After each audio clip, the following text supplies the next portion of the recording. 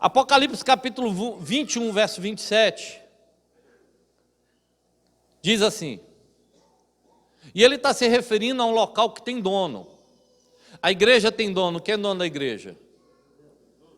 A igreja tem dono.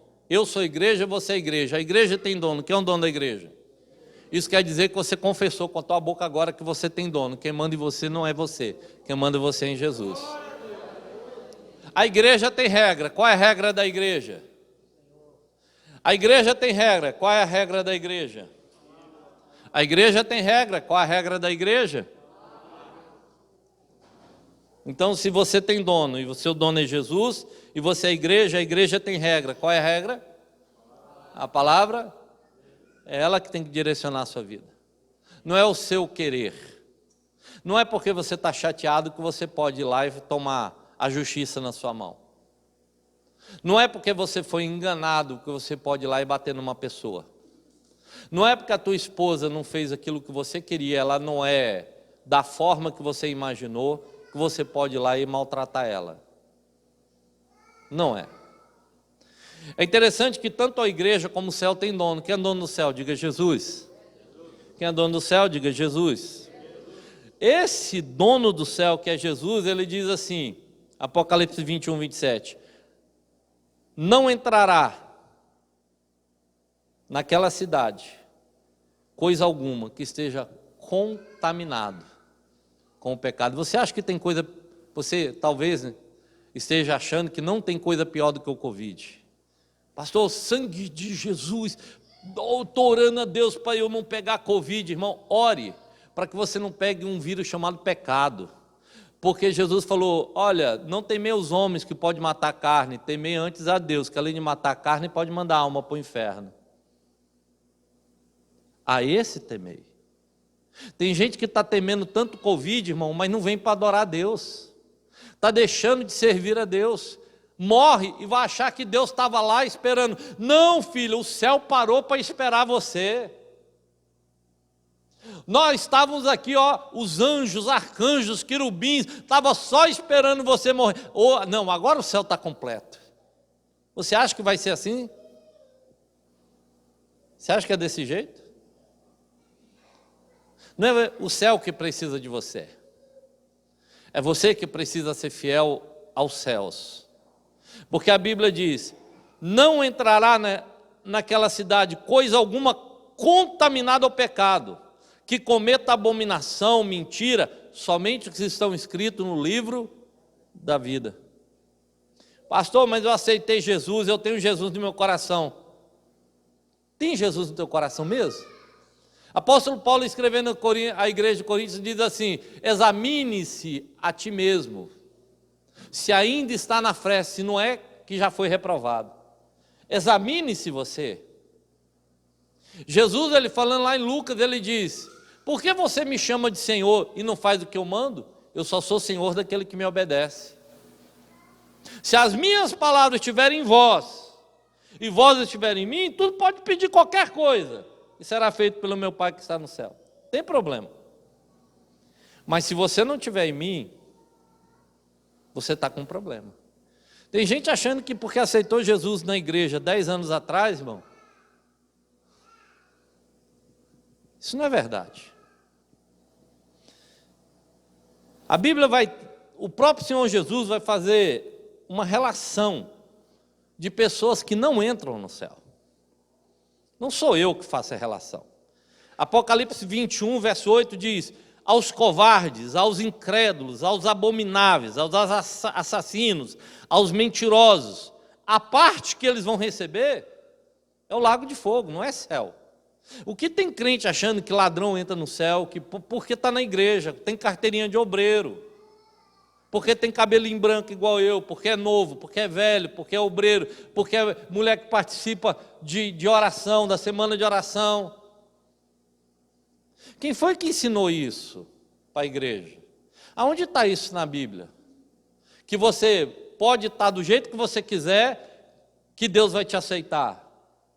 Há somente lugar que te aceita do jeito que você quer viver, é um inferno. Lá você pode entrar do jeito que você quiser, mas de lá não sai. O céu não é assim. O céu há uma balança que ele vai nos pesar e um prumo que vai nos medir.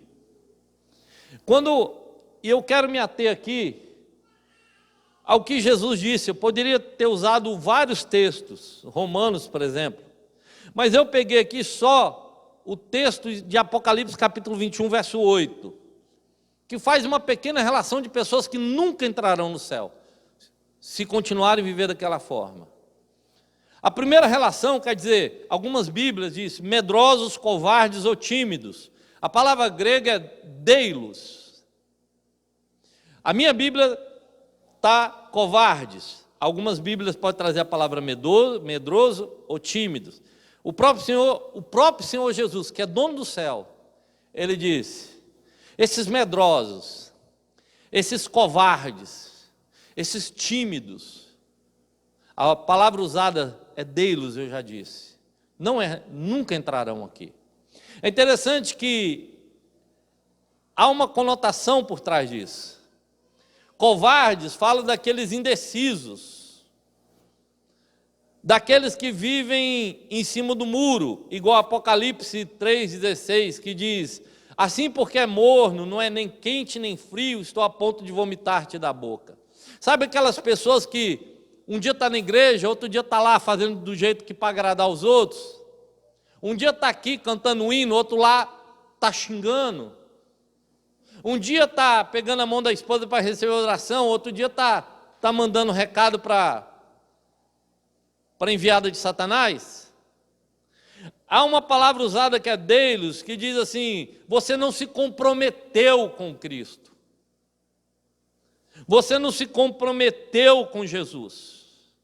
Você não está disposto a passar as consequências por ser um crente. Jesus falou que nós seríamos perseguidos, caluniados, não porque somos pecadores, porque vivemos uma vida reta. Vão chamar a gente de doido, de maluco, porque a gente não paga mal com mal, que a gente não anda no caminho do pecado. Se você anda agindo como mundo, você é mundo.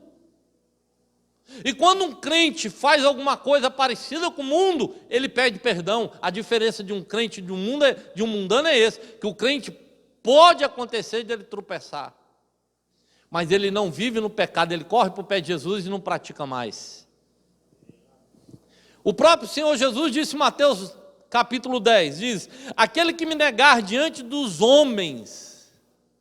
O que é negar diante dos homens? É quando você numa decisão não honra a Deus.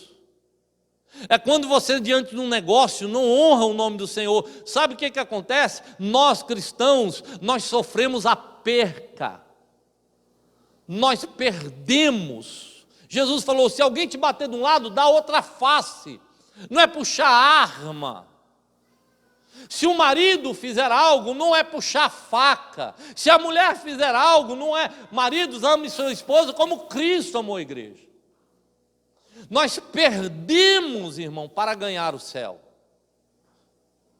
Quantas vezes nós encontramos crentes verdadeiros que foram trapaceados, enganados, roubados, mas tiveram postura de crentes, de cristão, de homem e de mulher de Deus.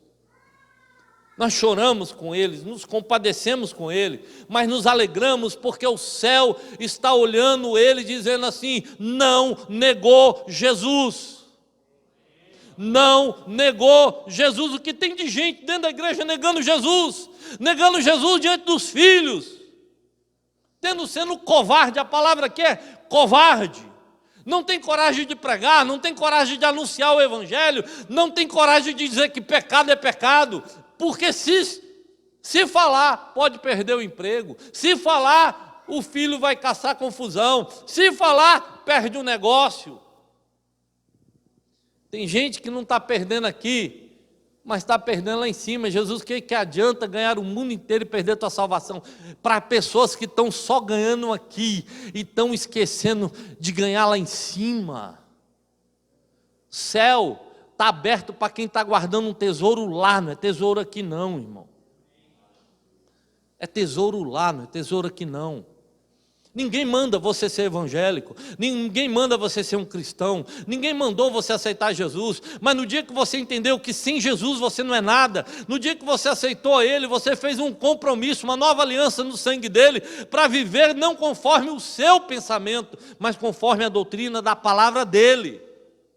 Se você não está disposto, não tem problema, só não reclame no dia do julgamento, só não vá reclamar no dia do julgamento. Primeiro são os covardes, tímidos, não se comprometem. Diga, todo covarde não se compromete com o Evangelho. Vive em cima do muro. Vive em cima do muro. Não tomou uma decisão, eu sou crente. O que é ser crente? É honrar, é ficar quieto, é amar minha esposa, é dar um bom testemunho. É muitas vezes perder, é deixar, é largar, é voltar atrás, é revolver o passado, se arrepender, ver onde eu caí, voltar lá e começar de novo. Está implícito na vida cristã. Isso não é só para uma pessoa, é para toda a igreja, para todos os homens e mulheres. Cristo, irmão, Ele te deu o perdão que você não poderia conseguir sem Ele. Mas voltar lá atrás, Ele diz, lembra de onde caíste, arrependa-te e volta às práticas das primeiras obras, senão virei contra ti e removerei o teu lugar, o teu candeeiro. A igreja tem que voltar a temer o Senhor. A igreja tem que entender que a Bíblia revela o céu, e glória a Deus, é a nossa esperança, nossa alegria. Há um dia que nós não estaremos mais aqui, mas a Bíblia também revela que nem todos serão arrebatados, que há muita noiva que está sem azeite na lamparina, e vai bater no peito e dizer, cuidei do meu filho, pastor, cuidei do meu marido, só não cuidou da sua salvação. Esse é o problema. Segunda classe de pessoas que não entrarão no reino de Deus, a minha Bíblia chama de incrédulos. A sua talvez esteja infiel ou descrente, é apisto. A palavra grega é apisto, é uma partícula negativa, porque no grego pisto é verdadeiro, confiável, aceitável, é usado para a situação de pessoas que são aprovadas por Deus. Mas a palavra usada aqui no grego, no livro de Apocalipse, é apistos, que é uma partícula negativa dizendo uma negação de atitude, quer dizer, aquele que não passa na prova, aquele que não é confiável, aquele que você não pode dar R$100 que ele vai fazer besteira, aquele que você não pode virar as costas, você tem que ficar olhando, senão ele passa a mão. Então a Bíblia diz assim, esse tipo de infiel, esse tipo de incrédulo, a palavra infiel e incrédulo, porque a gente tem uma ideia de incrédulo só lá no mundo, mas tem muita gente na igreja que é incrédulo, já não acredita mais que Deus julgará esse tipo de pecado. Tem muita gente na igreja que é incrédulo, que está na igreja, é obreiro, é crente, toma ceia e já não pensa mais que Deus vai te mandar para o inferno porque você rouba, porque você engana, porque você mente, porque você não tem talento na mão. A Bíblia está chamando de incrédulo, tanto os de fora como os de dentro, porque incrédulo, no livro de Apocalipse 21:8, não é só quem não crê em Deus, é quem crê em Deus, mas não crê nos seus mandamentos. É aquele que quer fazer uma negociata, não, eu creio nisso aqui, eu creio que não é assim, olha, engraçado, eu creio que é desse jeito, mas eu estou passando uma situação, Deus vai entender. A Bíblia chama de incrédulo. Jesus falou, tais incrédulos não herdarão o reino de Deus. Não vão herdar. Tem pastor incrédulo. O que tem de pastor traindo suas mulheres? O que tem de obreiro que não é fiel mais nos seus negócios? Mas pergunta para ele, ele vai dar uma justificativa. A Bíblia chama de incrédulo, não importa a justificativa que ele vai dar aqui. É o próprio Senhor Jesus que diz, estou incrédulo, meu filho. Você já não crê na fidelidade, já não crê no Senhor, mas não obedece seus mandamentos, incrédulo. O diabo também crê em Deus, você sabia? Diga amém. Agora eu pergunto, o diabo obedece a Deus? Você acredita que tem gente que está mais se assemelhando ao diabo, crê em Deus, mas não obedece, chamado de incrédulo. Tem muita gente sentada na igreja que está mais voltado para aparecer com o diabo do que um servo de Deus. Esse é um problema. E estão achando que vão para o céu. Terceira classe de pessoas é chamada de abomináveis. Repita comigo, abomináveis. Algumas Bíblias traz a palavra abominável ou detestável. Bidelussoi, que quer dizer exalar mau cheiro, fede. A Bíblia diz que eu sou um bom aroma de Cristo. Tem pessoas que fedem. Sabe o que o texto quer dizer? São pessoas que a palavra abominável ela é usada para quem perdeu o pudor, a moral, a decência. Abomináveis aqui são usados para quem perdeu a decência, a moral, o pudor. A moral dele é terrena, carnal, demoníaca, maligna. Os princípios da vida dele não são mais celestiais, são abomináveis. As práticas dele diante de Deus fede.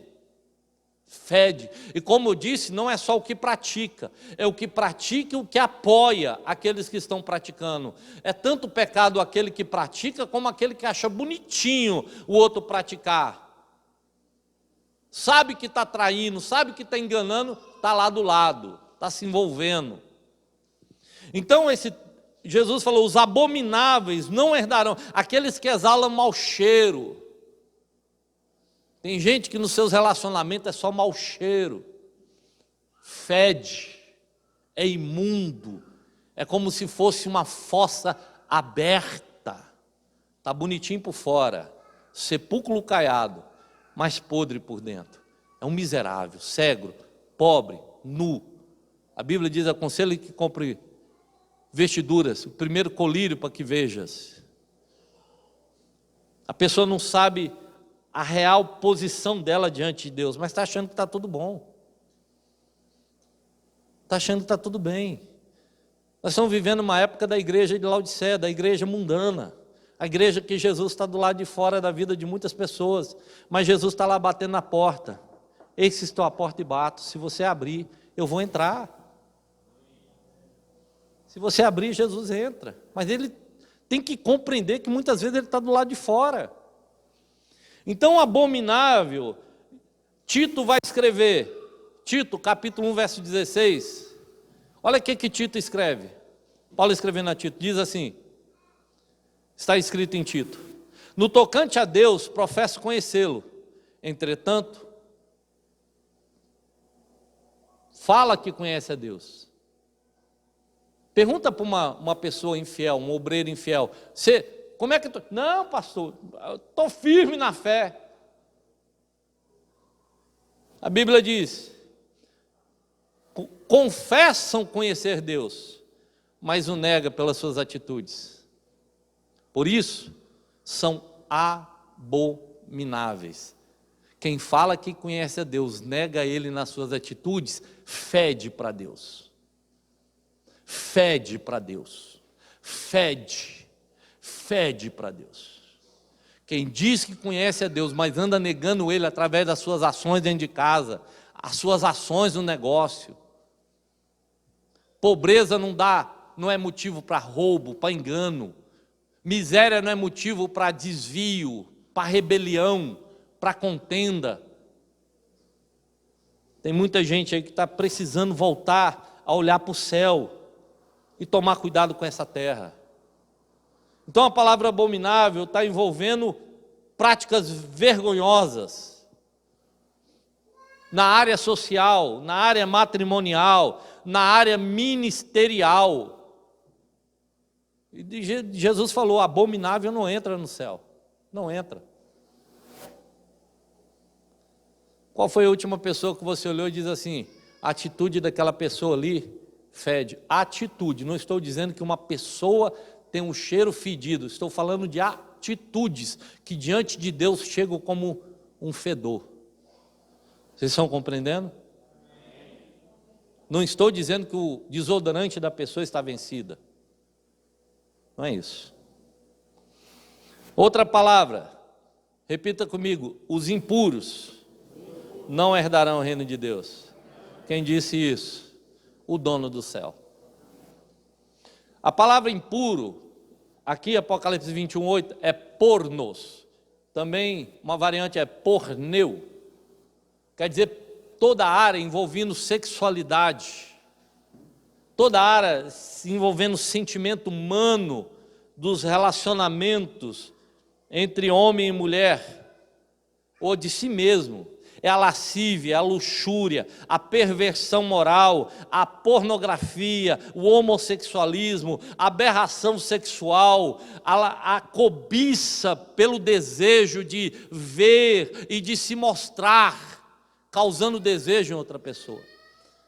O Senhor Jesus disse: nunca uma pessoa pornográfica, um lascivo, entrará no reino de Deus. Tome cuidado com o que você faz. Tome cuidado com o que está no teu coração. Tome cuidado com o que você deseja. Tome cuidado com o que você tem olhado. Tome muito cuidado. Paulo, escrevendo em Efésios capítulo 5, diz: sabei, pois isso, nenhum indecente, repita comigo, indecente, nenhum imoral, repita, imoral, repita comigo, nenhum avarento, que é idólatra, diga, nenhum avarento, que é idólatra. Aqui, ó, ele coloca quem rouba dízimo junto com imoral, lascívio, indecente. Engraçado, né? Coloca tudo igual. Nenhum deles tem herança no reino de Cristo e de Deus. Nenhum. A igreja por aí está vivendo um engano, achando que tais pessoas vão ser levadas para o céu. Não sei de que forma. Eu não sei como isso vai acontecer. Eu até gostaria que se todo mundo fosse para o céu, mas a verdade não é essa. Se todo mundo fosse para o céu, não haveria justiça. Para que a gente estaria aqui? Se Deus não soubesse julgar quem é santo e quem não é, não haveria justiça. O santo estaria derramando o sangue dele inutilmente. Mas desde o sangue de Abel, clama da terra a justiça para Deus. A Bíblia diz, 1 Timóteo capítulo 1, verso 10, impuro, sodomita, mentirosos, perjuradores, que são opostos à doutrina da Bíblia, não herdarão o reino de Deus. Quem foi que colocou na cabeça de alguns que nós podemos viver de qualquer jeito? Quem foi que colocou na cabeça de nossos jovens que ele pode viver de qualquer jeito? Quem foi que colocou na cabeça de alguns que pecado deixou de ser pecado? Quem foi que fez isso? Ele está repreendido, porque a Bíblia diz em Gálatas capítulo 1, Paulo escreve à igreja da Galácia: ainda que um anjo desça do céu e vos anuncie um evangelho diferente deste que eu tenho pregado, que seja anátema pela igreja, que seja amaldiçoado pela igreja. Nós, como igreja, amaldiçoamos um evangelho que não é o de Cristo. O evangelho da facilidade, do tudo posso, eu vou entrar de qualquer jeito, Deus vai me perdoar sem ter arrependimento, sem ter mudança de vida. Esse evangelho está repreendido em nome de Jesus. O Senhor ainda termina dizendo: feiticeiros, referindo-se àqueles que praticam ocultismo. Eu vi uma rádio evangélica aqui de Umas, de manhã, o pastor que estava cuidando daquela rádio dizendo: aos nossos irmãos, falou de outras religiões, aos nossos irmãos, falou de outras religiões, e foi falando, dando bom dia aos irmãos. Aonde que eu sou irmão de alguém que pratica ocultismo? Aonde que eu sou irmão daquele que está na idolatria? Aonde que a igreja tem comunhão, que é luz com trevas? Quem disse para ali é minha irmã em fé, está na igreja? Não. toma a ceia. Não, aceitou Jesus? Não. Ah, pastor, mas quem disse isso? Jesus falou, a minha mãe, os meus irmãos, são aqueles que fazem a vontade do meu Pai. Esses é a minha família, mãe, irmãos, tio, tia, é aquele que faz a vontade do meu Pai. Não importa o tipo de sangue, se faz a vontade do Pai, é irmão, se não faz, não é. E Jesus termina. Ou seja, tem um termo que a gente usa muito, pseudo. Você vai falar a palavra pseudo, quando você usa assim para referir-se a algo que parece e não é. Quando o texto vai dizer em Apocalipse 21:8, diz assim, a minha Bíblia traz mentirosos, mas no grego é pseudo. Aquele que diz que é e não é. Aquele fala ser, confessa com nome, mas a prática é exatamente o contrário. Exatamente aquilo que eu disse de Ananias e Safira.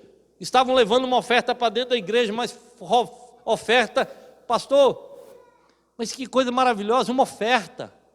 Está trazendo. Morreram porque mentiram.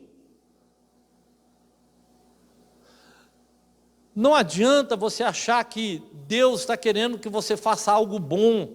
Nem sempre o bom é certo. O certo é muitas vezes dizer não. O certo é muitas vezes você perder. O certo é muitas vezes você sofrer. Muitas vezes o certo não é bom, mas nem todo bom é certo. Pedro poderia ter olhado para Ananias e Safira e falar assim, tu está trazendo dinheiro, é? Que bênção. Hoje eu vou comer picanha. Mas ele não disse isso. Porque a raiz era pecado. Deus, ele não se vende, ele não se corrompe. O Espírito Santo não se entrega porque nós estamos aqui dentro simplesmente sentados num dia de domingo. O céu não se abre porque você entrou aqui necessitando de um favor. A mulher do fluxo de sangue podia ter ficado 12 anos, 13 anos, 14 anos dentro da casa dela sem receber milagre. Ela recebeu milagre porque ela foi de uma forma humilde, sincera, honesta, procurar Jesus. E se ela chegasse diante de Jesus, soberba, arrogante, em pecado, Jesus tinha feito com ela do mesmo jeito que fez com o ladrão na cruz, porque teve um ladrão na cruz que foi arrogante, soberbo, da mesma forma que tem muita gente que entra dentro da igreja, arrogante, soberbo, não tem nada de humildade, não tem nada de sinceridade, não tem nada com desejo de mudar a vida. Teve um ladrão na cruz que Jesus nem falou com ele, nem se virou para ele. Aí no dia da morte, quer que Jesus apareça lá no seu túmulo e fala, vem filho, você vai descobrir que ele não passa nem lá. Apóstolo Paulo, um homem fiel, perto da morte dele, ele diz assim, o Senhor me levará em segurança para o seu reino. Sabe o que eu entendo? Através de 2 Timóteo capítulo 4, é que há um caminho a se percorrer na hora que morre, a hora que chega no céu. Paulo faz a referência a esse trajeto só é guardado por Deus, porque se você não tiver Deus para te guardar, na hora da tua morte, a hora que tu chega lá em cima, irmão, você não vai chegar em segurança. O texto é bem claro. Ao vencedor herdará essas coisas. Há uma recompensa para quem é fiel. Há uma recompensa para quem é fiel. Primeiro, é para a vida do verso 7, é para aqueles que são fiéis. Há uma recompensa. Eu serei Deus e eles serão meus filhos. Mas há um juízo no verso 8 também. Quem está brincando de ser crente e os que estão lá fora estão dentro do mesmo saco, farinha do mesmo saco, não muda. A única coisa que tem é uma carteirinha de membro, a única coisa que tem é um banco para sentar no domingo. Mas Jesus já está longe do coração há muito tempo, fala com a boca, mas não professa com as suas atitudes. A igreja precisa voltar para Cristo. Eu disse no início, Provérbios capítulo 1, verso 7, diz assim: o temor do Senhor é o princípio da sabedoria. Repita comigo: o temor do Senhor é o princípio da sabedoria. Nós estamos lotados de pessoas com conhecimento, mas sem temor. Nós temos obreiros, pastores hoje que sabem citar a Bíblia 10 vezes melhor do que eu. São umas verdadeiras enciclopédias ambulantes. Mas quando você vai ver, estão maltratando, estão traindo, estão sendo um escândalo. Existem pessoas que têm conhecimento, mas não sabedoria. Antigamente o povo tinha pouco conhecimento, mas tinha mais temor, andava mais certinho. Nós precisamos voltar a temer a Deus e pedir para Deus não conhecimento, pedir a Deus sabedoria, para que a gente possa fazer a vontade dEle, ter a esperança de naquele dia Ele nos encontrar fiéis. Se coloque de pé em nome de Jesus.